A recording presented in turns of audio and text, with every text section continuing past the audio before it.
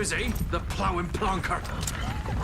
Break me pearlies on this blasted pit-ridden tract.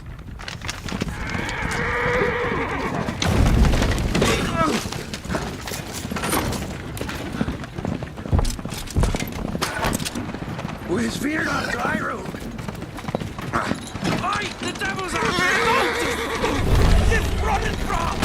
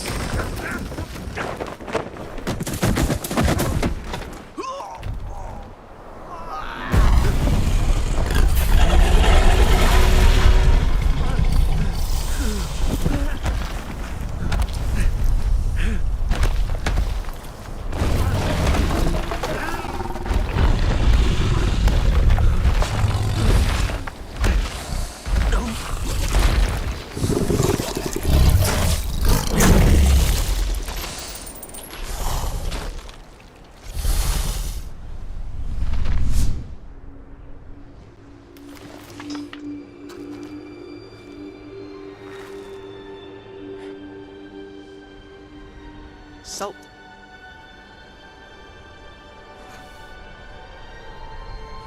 Almost had me fooled, Fruin.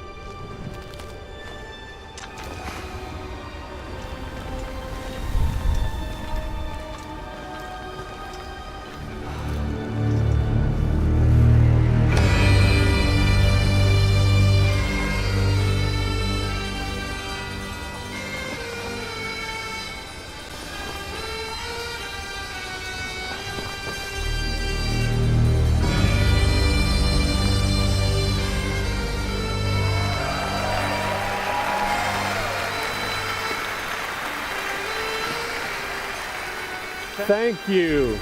Thank you, everyone, and welcome to the State of Unreal at Unreal Fest Orlando. We're here to show you what's next with Unreal Engine and so much more. We are thrilled that you're able to join us. Thank you. But first things first, I'm here with Sebastian and Kaitek from CD Projekt Red. We have a lot to talk about. Hey, guys. Hey. Thank you, Wyatt. Thank you, Wyatt, and hello, everyone. With The Witcher 4, we're stepping things up. And to do that, we needed the right partner, one that truly understands that great open-world games are all about art and technology coming together. Yeah, and look, our goals are completely aligned here. And around the launch of UE5, your awesome team at CD Projekt Red announced a collaboration to make open-world development in Unreal even better. And it's an opportunity, we just couldn't pass it up. So we've been working on a technical demo together to achieve just that. I think we should take a look at it. You guys ready? Born ready. Kaitek is going to play the build for us. Sure, let's do it.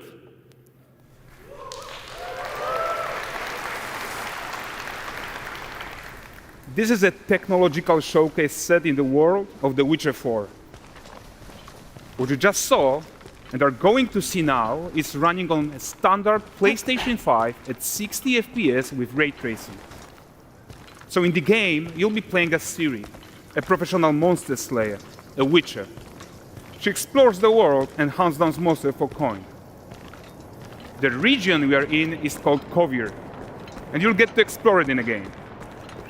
Right now, Ciri is investigating a monster, and after gathering new clues, she is heading back to a nearby village.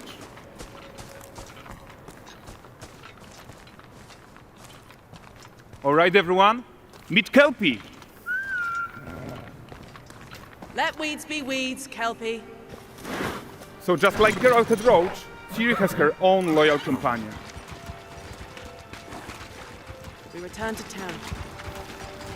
These two characters need to feel like one.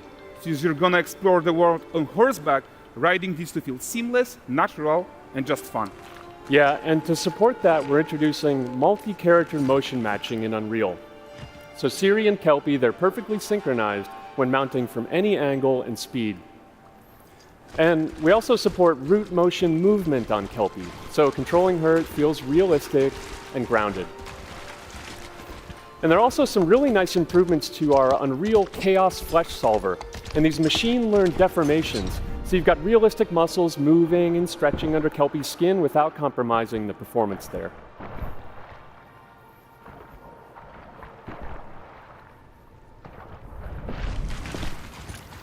So let's leave Siri behind for a second and talk about the world itself.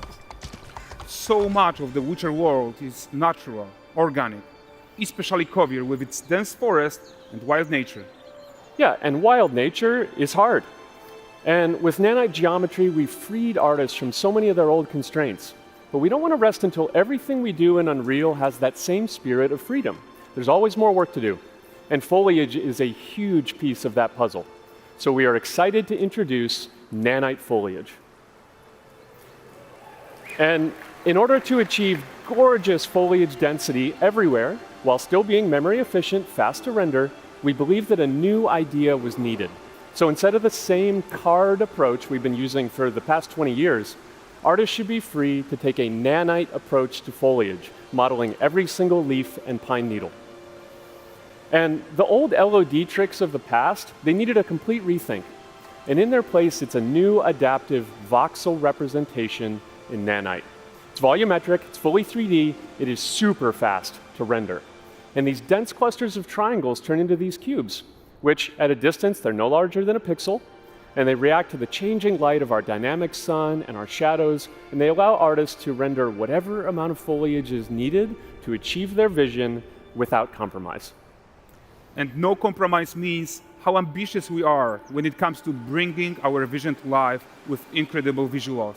But more than that, together with Epic, we created faster way to load the world. We can now bring in more content more quickly for the smoothest possible experience as we fly down to catch up with Siri.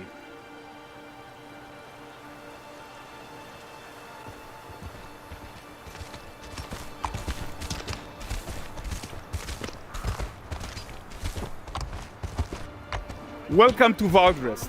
So Valdrest is a port town, a hub for fishing, trade and mining. It's one of those places where you can meet shady characters or overhear gossip from other lands. It's also where Ciri took on her current contract. High-tech, let's leave Kelpie here and explore the marketplace and food.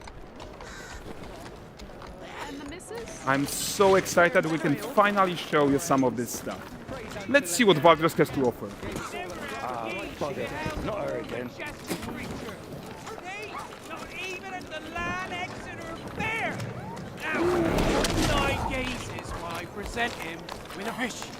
For the furry rascal will often wink, and the bear's weight grants good fortune.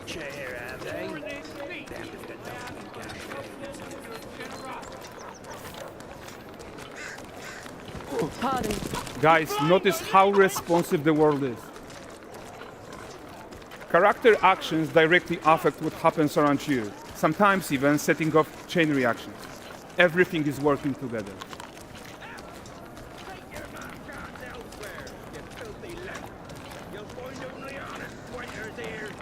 Oh, look at this poor gentleman being taught how to fly by an angry innkeeper. That's what happens when you cheat at Gwent. Last of it, is it? Ready to wait. Jingling the purse.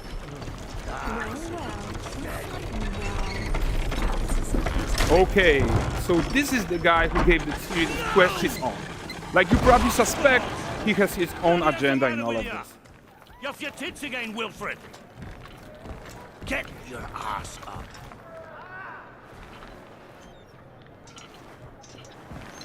A typical day's toil. Who in? Witcheress. What news of my wagons? No eternity is taking that damn salt to arrive. I found them. And, well, suffice to say, they'll not reach you. As for the salt, I found not one speck. I presume this comes as no surprise to you. Now. Kovir's smuggling trade is of no concern to me. Shush, shush, shush. The manticore that flattened your cars and devoured your men. Quite the opposite. Manticore? No, them winged hellspawn dwell in the arse end of Creighton, not here. While Siri decides what to do about that merchant, let's take a look at the character technology that powers this marketplace. Why don't we listen in on these fishmongers? They're selling their wares, chatting up customers. Morning, catch this is. Won't find none fresher. Reckon you ladies after one of them. Course. Get this cleaned and gutted for you. You mind, dearest? Into seeing something more. Got mackerel cod, all Brexit's finest. And there is tons of tech at play here, even in this simple market stall. Metahuman tools, improved Unreal smart objects, chaos cloth, and more. Yeah, and all of this exists to make sure that the gap in quality between Siri and NPCs is as small as possible. Yeah, and closing that gap, it's not just about fidelity, right, but also authenticity. They should react to changes in the world around them. But the prisoner in pillory isn't exciting enough for Valdrest. Let's grab everyone's attention with a circus.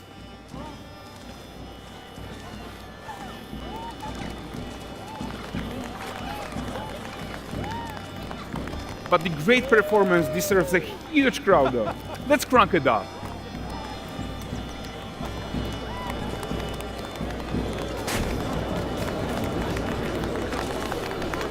So you are seeing tons of optimizations here to many of Unreal systems, including an entirely new Unreal animation framework, allowing us to fit easily in our 60 FPS budget, not just in rendering, but also with room to spare on the game thread. Over 300 animated skeletal mesh agents all going about their business. And the whole point is to leave breathing room for developers like you to introduce the gameplay and the systems that your players expect, empowering you to make your worlds come to life without Unreal standing in your way. You are right, and that's the open world RPG that we're making. But before we wrap up, how about one final check-in with Siri?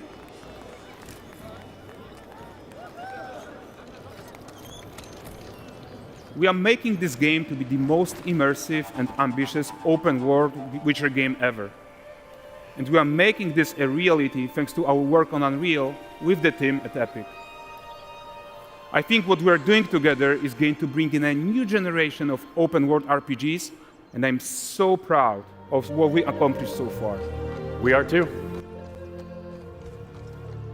So we're almost done, but before we go, here's a small gift for all Witcher fans.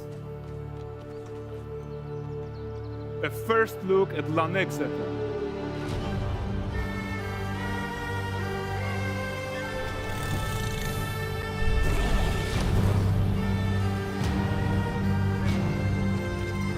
Onward, Kelby. With what?